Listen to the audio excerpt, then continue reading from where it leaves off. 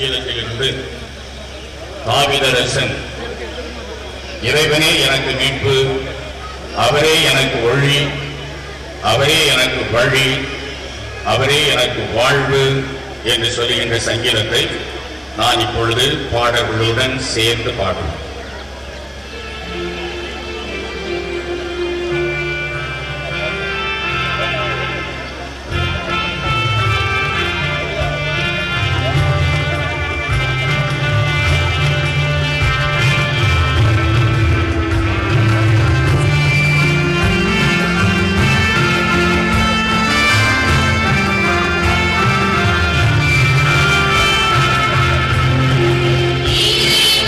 Yeah.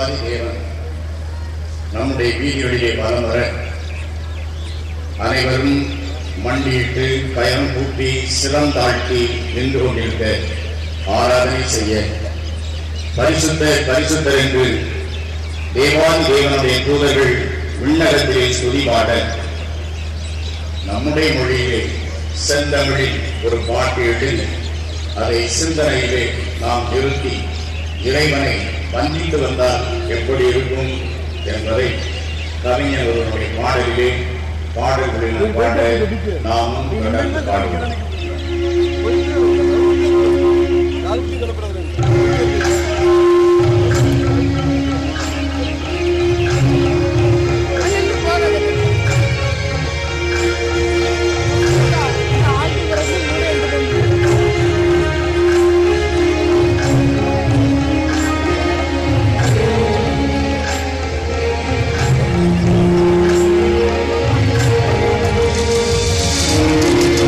Yeah.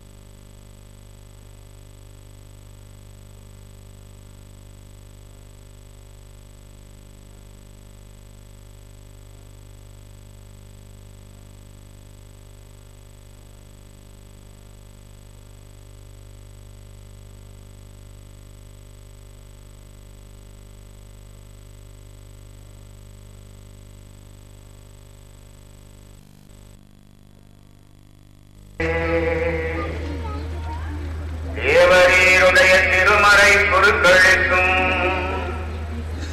துறவிகள் முனிவர்கள் தபோதனர்களுக்கும் கண்ணீர்களுக்கும் செய்யப்பட்ட இந்த அவமானங்களுக்கு பரிகாரமாக உமது மாறாத பொறுமையையும் சத்திய போத அனைவரிலும் அப்போஸ்தலர் திருக்களிடத்திலும் விளங்கிய உண்மையான தைரிய பற்றுதலை தேவரீருக்கு ஒப்புக் கொடுக்கிறேன் சுவாமி.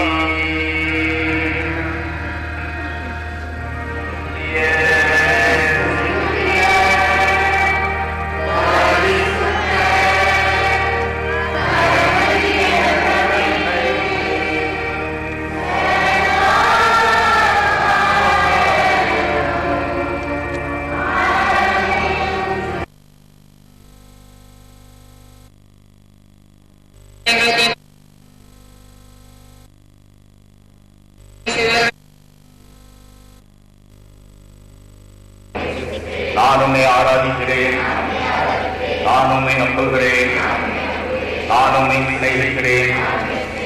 உம்மை விசுவாசியாதவர்களுக்காகவும் உம்மை ஆராதிக்காதவர்களுக்காகவும் உம்மை நம்பாதவர்களுக்காகவும் உமது மன்னிப்பை கேட்கிறேன். புனித லூக்கா எழுதிய நற்செய்தியிலிருந்து வாசகம். பிரிவு 18 இறை சொற்கள் 15 முதல் 17 முடிய. குழந்தைகளை இயேசு தொட வேண்டும் என்று அவர்களை சிலர் அவரிடம் கொண்டு வந்தனர். இதை கண்ட சீடர் அவர்களை அதட்டினர். ஆனால் இயேசு அவர்களை தம்மிடம் வரவழைத்து, சிறு பிள்ளைகளை என்னிடம் வரவிடுங்கள், அவர்களை தடுக்காதீர்கள். ஏனெனில் இறை ஆட்சி இத்தகையோருக்கே உரியது. இறை ஆட்சியை சிறு பிள்ளையை போல் ஏற்றுக்கொள்ளாதோ அதற்கு உட்பட மாட்டான் என நான் உறுதியாக உங்களுக்கு சொல்லுகிறேன் என்று சீடரிடம் கூறினார். இது கிறிஸ்துவின் நற்செய்தி. நற்கருணை ஆண்டவரே, எங்கள் ஊரில் உள்ள சகல குழந்தைகளில் நமக்கு நாங்கள் ஒப்புக்கொடுக்கிறோம். அவர்களை இந்த பாதத்திலே வைத்து அவர்களை அச்சித்து ஆசீர்வதித்தருடன் உம்மை கெஞ்சி மன்றாடுகிறோம். அன்று சிறுவர்களின் தலைமையில் கை வைத்து ஆண்டவருடைய அருளையும் ஆசிரியையும் அந்த குழந்தைகளுக்கு பொழிந்தது போல சீடர்களுக்கு குழந்தைகளின் வாயிலாக ஒரு பெரிய உண்மையை கற்பித்தது போல ஆண்டவரே, நாங்கள் குழந்தை தனத்துடன் அல்ல, மாறாக குழந்தை மனதுடன் விண்ணரசை ஏற்றுக்கொள்கிற மக்களாக வாழவும் எங்களுடைய பிள்ளைகளை அதன் வழியிலே வளர்க்கவும் வரம் வேண்டும் என்று எங்கள் ஆண்டவராகிய கிறிஸ்து வழியாக உம்மை மன்றாடுகிறோம். பவனி தொடர்கிறது.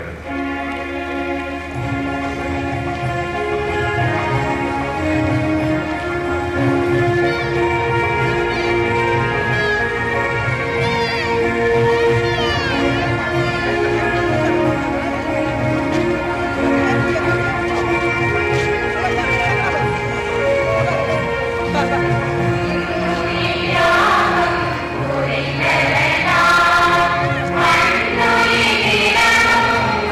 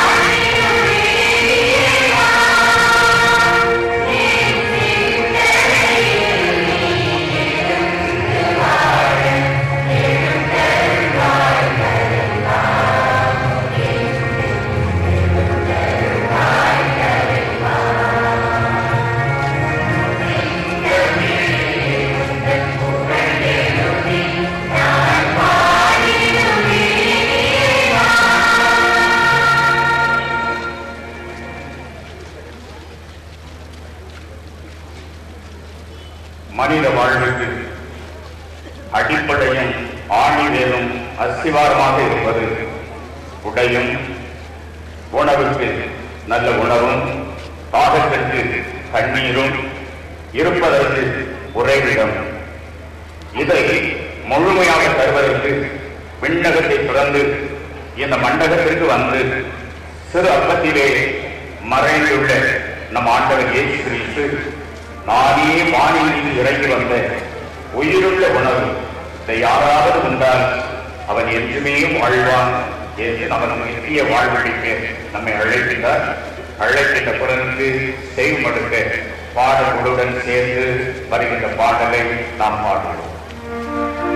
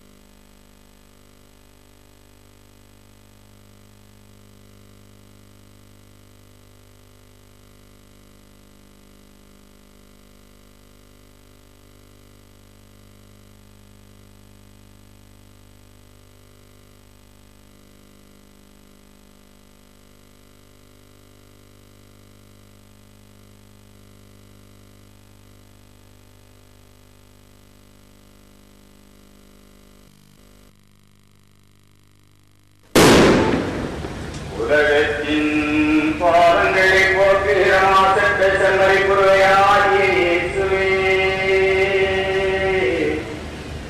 மிகுந்த பக்தி வணக்கத்துடனே தேவரீரை ஆராதிக்கிறேன்.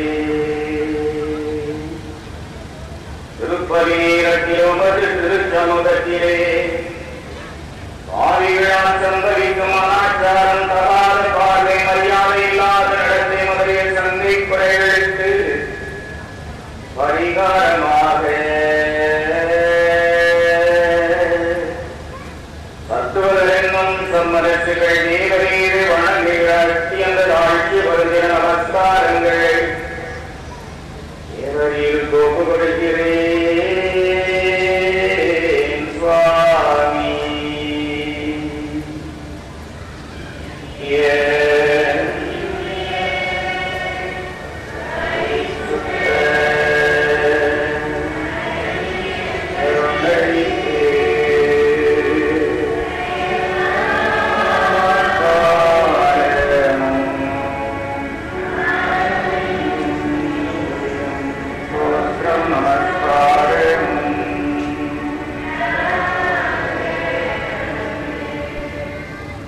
என் தேவனே, நான் உம்மை விசுவசிக்கிறேன், நான் உம்மை ஆராதிக்கிறேன், நான் உம்மை நம்புகிறேன், நான் உம்மை சிநேகிக்கிறேன். உம்மை விசுவசியாதவர்களுக்காகவும், உம்மை ஆராதிக்காதவர்களுக்காகவும், உம்மை நம்பாதவர்களுக்காகவும், உம்மை சிநேகியாதவர்களுக்காகவும் உமது மன்னிப்பை கேட்கிறேன். புனித லூக்கா எழுதிய நற்செய்தியிலிருந்து வாசகம். பிரிவு 2, இறை சொற்கள் 46 முதல் 52 முடிய. 3 நாட்களுக்கு பின் அவரை கோவிலில் கண்டார்கள். அங்கே அவர் போதகர்கள் நடுவில் அமர்ந்து அவர்கள் சொல்வதை கேட்டுக்கொண்டும் அவர்களிடம் கேள்விகளை எழுப்பிக் கொண்டும் இருந்தார். அவற்றை கேட்ட அனைவரும் அவருடைய புரிந்து கொள்ளும் திறனையும் அவர் அளித்த பதில்களையும் கண்டு மலைத்து போயினர். அவருடைய பெற்றோரும் அவரை கண்டு வியப்பில் ஆழ்ந்தனர். அப்பொழுது அவருடைய தாய் அவரை நோக்கி, மகனே, ஏன் இப்படி செய்தாய்? இதோ பார், உன் தந்தையும் நானும் உன்னை மிகுந்த கவலையோடு தேடிக்கொண்டிருந்தோமே என்றார். அவர் அவர்களிடம், நீங்கள் ஏன் என்னை தேடினீர்கள்? நான் என் தந்தையின் அலுவல்களில் ஈடுபட்டிருக்க வேண்டும் என்பது உங்களுக்கு தெரியாதா என்றார். அவர் சொன்னதை அவர்கள் புரிந்து கொள்ளவில்லை. பின்பு அவர் அவர்களுடன் சென்று நாசரேத்தை அழைத்து அவர்களுக்கு பணிந்து நடந்தார். அவருடைய தாய் இந்நிகழ்ச்சிகளை எல்லாம் தனது உள்ளத்தில் பதித்து வைத்திருந்தார். இயேசு ஞானத்திலும் உடல் வளர்ச்சியிலும் மிகுந்து கடவுளுக்கும் மனிதருக்கும் உகந்தவராய் வாழ்ந்து வந்தார். இது கிறிஸ்துவின் நற்செய்தி. நற்கருணை ஆண்டவரின் மாதாவி மனிதன், இந்த இடத்திலே எங்கள் ஊரில் வாழ்கின்ற அனைத்து இளைஞர்களையும் உமக்கு நாங்கள் ஒப்புக்கொள்கிறோம். சீனை பருவத்தை வாழ்ந்து கொண்டிருக்கிறார்கள், அலைக்கழிக்கப்படுகின்றார்கள். பல அலைகளினால் காட்டாற்று வெள்ளம் போல சிந்திச்சிதறி சின்னாமிக்கம் ஆகிவிட்டார்கள். உண்மை மட்டுமே தன்னுடைய முன்மாதிரியாக கொண்டு வாழ, அவன் இவன் என்று முன்மாதிரியாக கொண்டு வாழாமல் தேவாதி தேவனாகிய உண்மையை கண்டு அவர்கள் வழிபடவும், முந்த நீர் ஆலயத்திலே போதிப்பதையும் அவர்களுக்கு கற்பிப்பதையும் அந்த தீமை பருவத்திலே உம்முடைய உணர்வுகள், உம்முடைய உடல், உம்முடைய சிந்தனை, உம்முடைய சொற்கள், உம்முடைய செயல்கள் எல்லாவற்றையும் இறைவனை நோக்கி ஒருமனப்படுத்தி நீ வாழ்ந்தது போல என் தந்தையின் விருப்பத்தை நிறைவேற்றுவதே என்னுடைய உணவு, என் தந்தையின் விருப்பத்தை நிறைவேற்றுவதே என் பானம், என் தந்தையின் விருப்பத்தை நிறைவேற்றுவதே என் உற்றார் உறவினர்கள், என் தாயின் சகோதரர்கள் என்று சொன்ன நீ நாசரேத்திற்கு வந்து முறியாளுக்கும் சூசியப்பருக்கும் கீழ்ப்படிந்து வாழ்ந்து தெய்வ ஞானத்தில் வளர்ந்து இறைவனுக்கும் மனிதர்களுக்கும் மென்மேலும் கீழ்ப்படிந்து எங்களோடு வாழ்கின்ற இளைஞர்கள் இந்த வாழ்க்கையிலே தெய்வீக ஞானத்தை கண்டடையவும், விலைமதிக்க முடியாத முத்தை எவ்விலை கொடுத்தாது வாங்கவும், அவருக்கே அவர்கள் கீழ்ப்படியவும், மனிதர்களுக்கு மரியாதையும் இறைவனுக்கு மகிமையும் செலுத்த அவருடைய வாழ்க்கையை நீ நெறிப்படுத்த வேண்டும் என்று எங்கள் ஆண்டவராகிய கிறிஸ்து வழியாக உம்மை மன்றாடுகிறோம். பவனி தொடர்கிறது.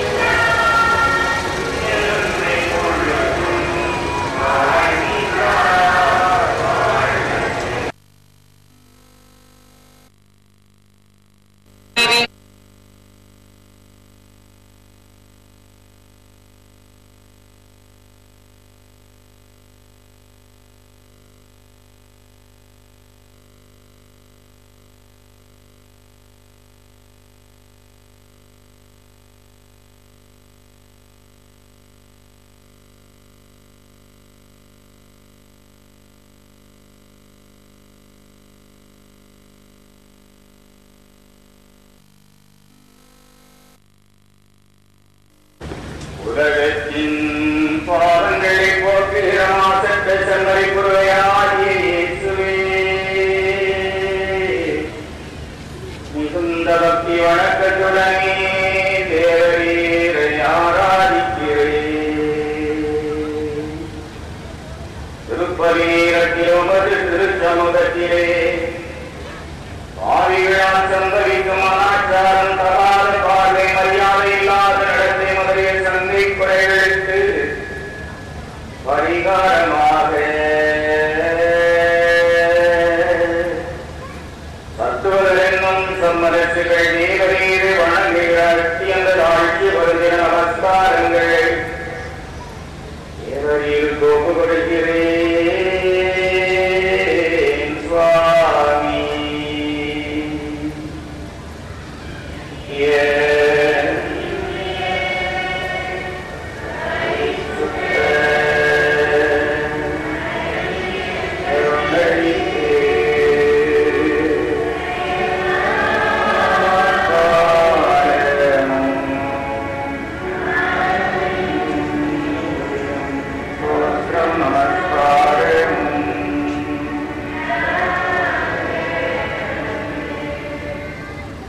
என் தேவனே, நான் உம்மை விசுவசிக்கிறேன், நான் உம்மை ஆராதிக்கிறேன், நான் உம்மை நம்புகிறேன், நான் உம்மை சிநேகிக்கிறேன்.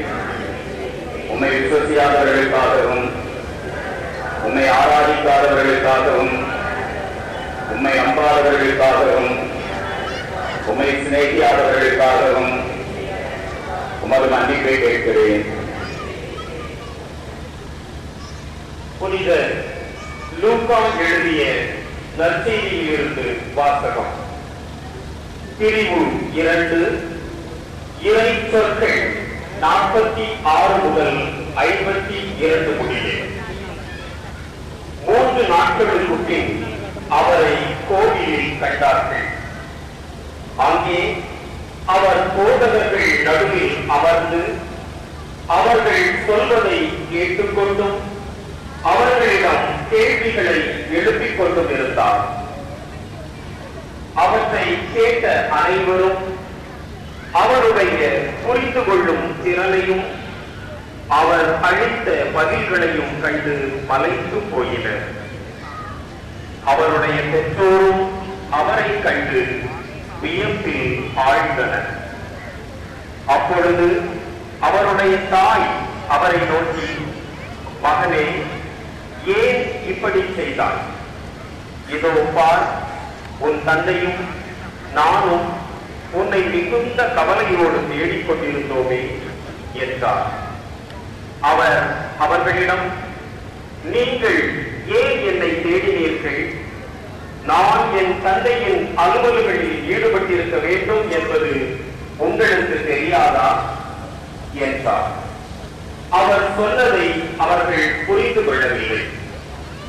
பின்பு அவர் அவர்களுடன் சென்று நாசரேத்தை அடைந்து அவர்களுக்கு பணிந்து நடந்தார். அவருடைய தாய் இந்நிகழ்ச்சிகளை எல்லாம் தனது உள்ளத்தில் பதித்து வைத்திருந்தார். இயேசு ஞானத்திலும் உடல் வளர்ச்சியிலும் மிகுந்து கடவுளுக்கும் மனிதருக்கும் உகந்தவராய் வாழ்ந்து வந்தார். இது கிறிஸ்துவின் நற்செய்தி. நற்கருணை ஆண்டவரில் மாதாவி மைந்தனி, இந்த இடத்திலே எங்கள் ஊரில் வாழ்கின்ற அனைத்து இளைஞர்களையும் உமக்கு நாங்கள் ஒப்புக்கொள்கிறோம். சீனை பருவத்தை வாழ்ந்து கொண்டிருந்த அவர்கள் அலைக்கழிக்கப்படுகின்றார்கள். பல அலைகளினால் காட்டாற்று வெள்ளம் போல சிந்தி சிதறி சின்னாமிக்கம் ஆகிவிட்டார்கள். உண்மை மட்டுமே தன்னுடைய முன்மாதிரியாக கொண்டு வாழ, அவன் இவன் என்று முன்மாதிரியாக கொண்டு வாழாமல் தேவாதி தேவனாகிய உண்மையை கண்டு அவர்கள் வழிபடவும், முந்தைய ஆலயத்திலே போதிப்பதையும் அவர்களுக்கு கற்பிப்பதையும் அந்த தீமை பருவத்திலே உம்முடைய உணர்வுகள், உம்முடைய உடல், உம்முடைய சிந்தனை, உம்முடைய சொற்கள், உம்முடைய செயல்கள் எல்லாவற்றையும் இறைவனை நோக்கி ஒருமனப்படுத்தி நீ வாழ்ந்தது போல என் தந்தையின் விருப்பத்தை நிறைவேற்றுவதே என்னுடைய உணவு, என் தந்தையின் விருப்பத்தை நிறைவேற்றுவதே என் பானம், என் தந்தையின் விருப்பத்தை நிறைவேற்றுவதே என் உற்றார் உறவினர்கள், என் தாயின் சகோதரர்கள் என்று சொன்ன நீ நாசரேத்திற்கு வந்து மொழியாளர்களும் சூசியப்பருக்கும் கீழ்ப்படிந்து வாழ்ந்து தெய்வ ஞானத்தில் வளர்ந்து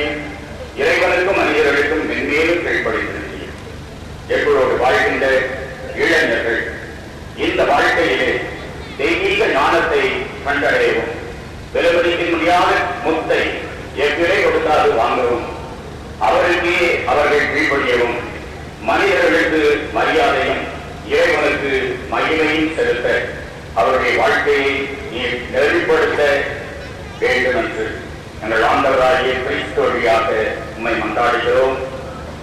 பவனி தொடர்கிறது.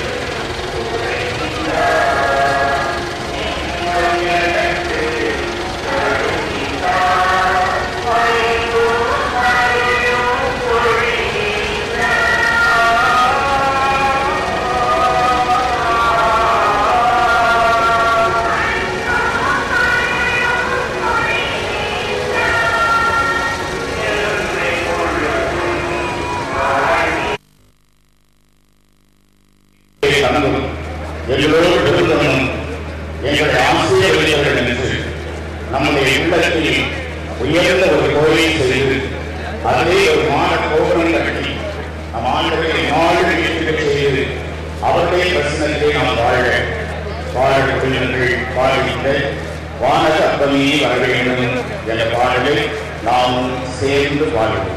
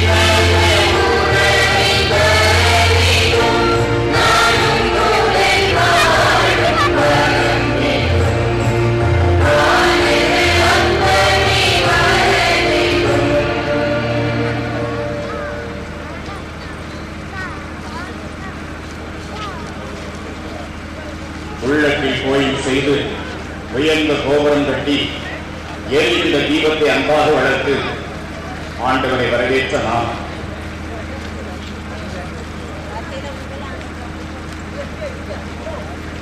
நான் வலம் சென்றாலும் இடம் சென்றாலும் முன்னே சென்றாலும் பின்னே சென்றாலும் மேலே ஆகாயத்தில் மறைந்தாலும் கீழே பாதாளத்தில் ஒழித்து கொண்டாலும் ஆழ் கடலின் மத்தியிலே நான் உன்னை ஒழித்து கொண்டாலும் உங்களுடைய பிரசனத்திலிருந்து நான் எப்படி தவறி நிற்க முடியும்?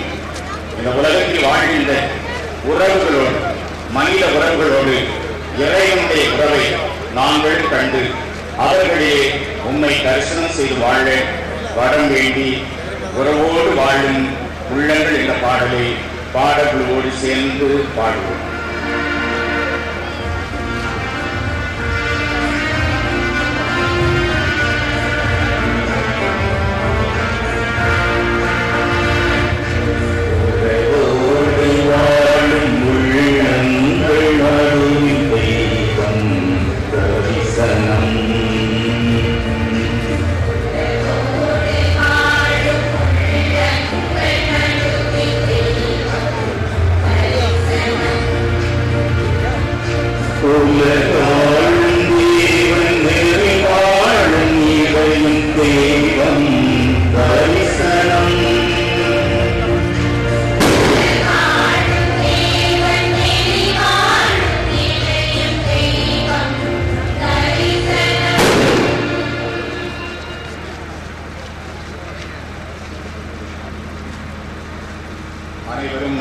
குருநாதரை நோக்கி பக்தியுடன் கரம் குறித்து முழந்தாள் புரிவோம் அல்லது வசதி போல் நின்று வந்து தேவாதி தேவனை ஆராதிப்போம்.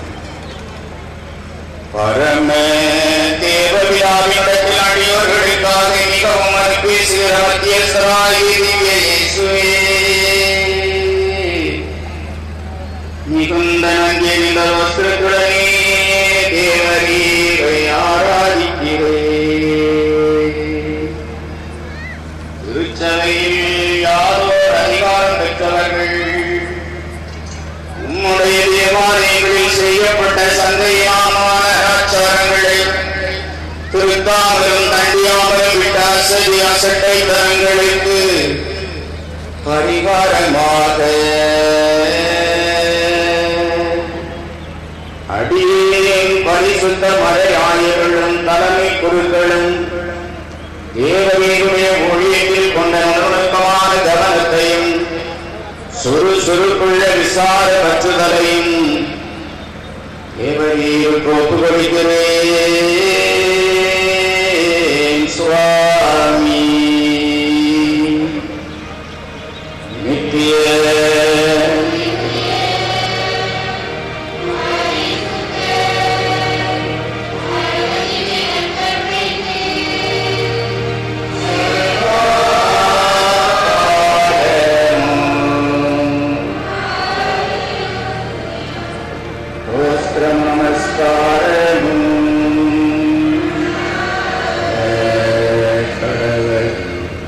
என் தேவனே, நான் உம்மை விசுவசிக்கிறேன், நான் உம்மை ஆராதிக்கிறேன், நான் உம்மை நம்புகிறேன், நான் உம்மை சிநேகிக்கிறேன்.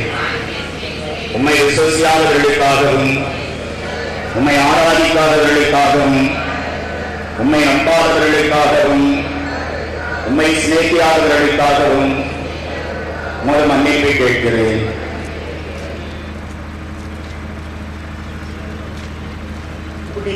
பவுல் எபேசியருக்கு எழுதிய திருமுகத்திலிருந்து வாசகம். பிரிவு 5, இறை சொற்கள் 22 முதல் 25 மற்றும் 28.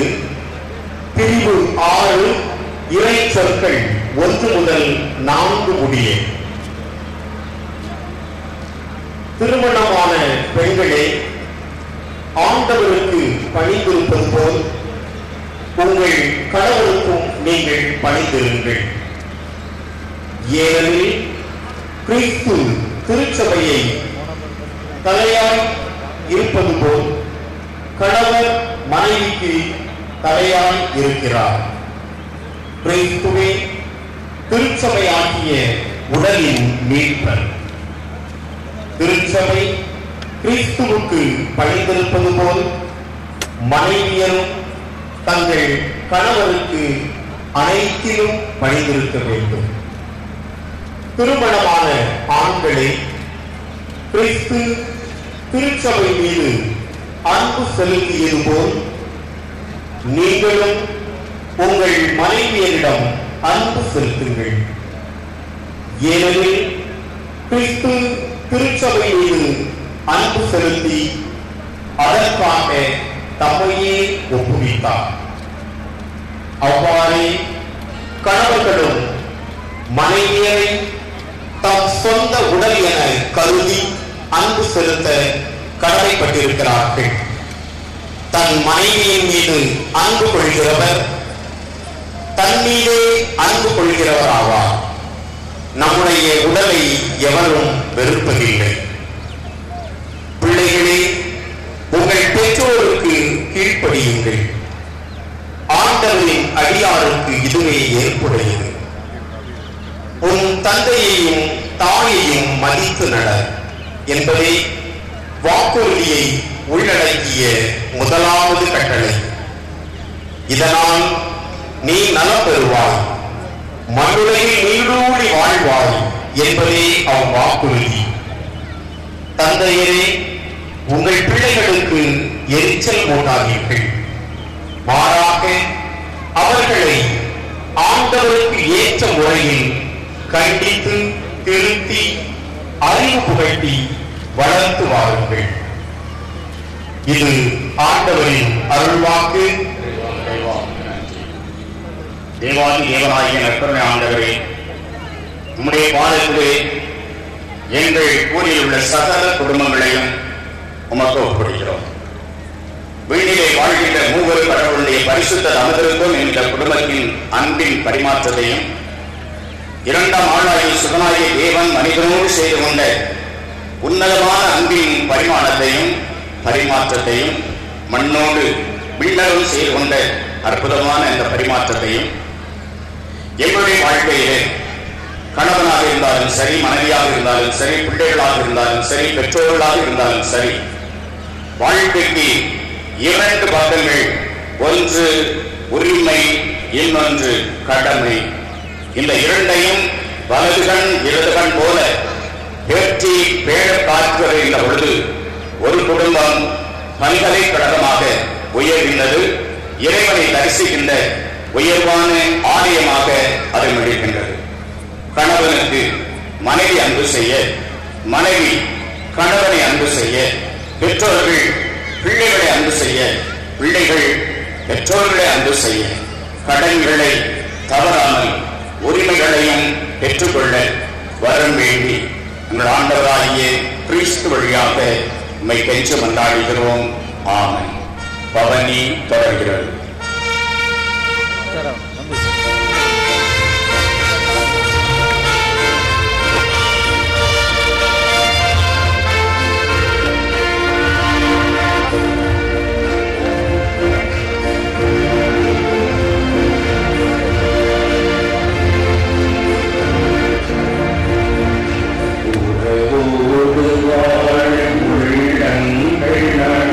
தெய்வம் தரிசனம்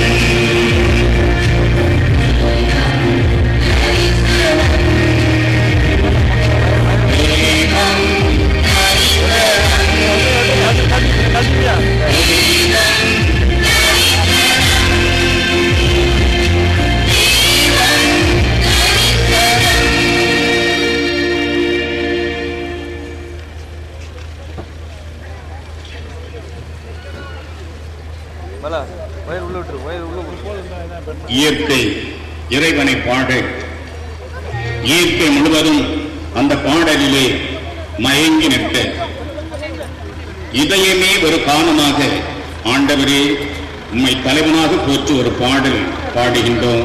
ஏற்றருளும். பாடல்களோடு சேர்ந்து நாம் அனைவரும் எந்த இதயம் கானம் ஒன்று பாடும் என்ற பாடலை பாடுவோம்.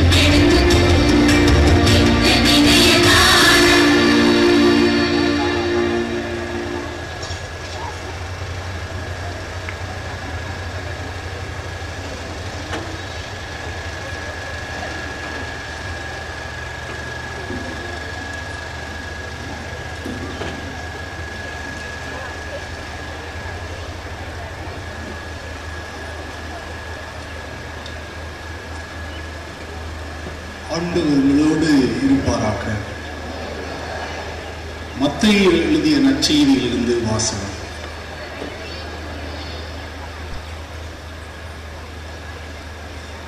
இதை கேள்வியுற்ற இயேசு அங்கிருந்து புறப்பட்டு படகில் ஏறி பாலை நிலத்தில் உள்ள தனிமையான ஒரு இடத்திற்கு சென்றார். இதை கேள்விப்பட்ட திரளான மக்கள் ஊர்களில் இருந்து கால்நடையாக அவரை பின்தொடர்ந்தனர். இயேசு அங்கு சென்றபோது பெருந்திரளான மக்களை கண்டு அவர்கள் மீது பரிவு கொண்டார். அவர்களிடையே உடல் நலமற்றிருந்தவரை குணமாக்கினார். மாலையான போது சீடர் அவரிடம் வந்து, இவ்விடம் பாலை நிலமாயிற்று, நேரமும் ஆகிவிட்டது, ஊர்களுக்கு சென்று தங்களுக்கு தேவையான உணவை வாங்கிக் கொள்ள மக்கள் கூட்டத்தை அனுப்பிவிடும் என்றனர். இயேசு அவர்களிடம், அவர்கள் செல்ல வேண்டியதில்லை, நீங்களே அவர்களுக்கு உணவு கொடுங்கள் என்றார். ஆனால் அவர்கள் அவரை பார்த்து, எங்களிடம் இங்கே 5 அப்பங்களும் 2 மீன்களும் தவிர வேறு எதுவும் இல்லை என்றார். அவர் அவற்றை என்னிடம் இங்கே கொண்டு வாருங்கள் என்றார். மக்களை புல் தரையில் அமருமாறு ஆணையிட்டார். அவர் அந்த 5 அப்பங்களையும் 2 மீன்களையும் எடுத்து வானத்தை அண்ணார்ந்து பார்த்து கடவுளை போற்றி அப்பங்களை பிட்டு சீடர்களுக்கு கொடுத்தார். சீடர்களும் மக்களுக்கு கொடுத்தார். அனைவரும் வயிறார உண்டனர். எஞ்சிய துண்டுகளை 12 கூடைகள் நிறைய எடுத்தார். பெண்களும் சிறு பிள்ளைகளும் நீங்களாக உணவு உண்ட ஆண்களின் தொகை ஏறத்தாழ 5000. இது கிறிஸ்துவின் நற்செய்தி.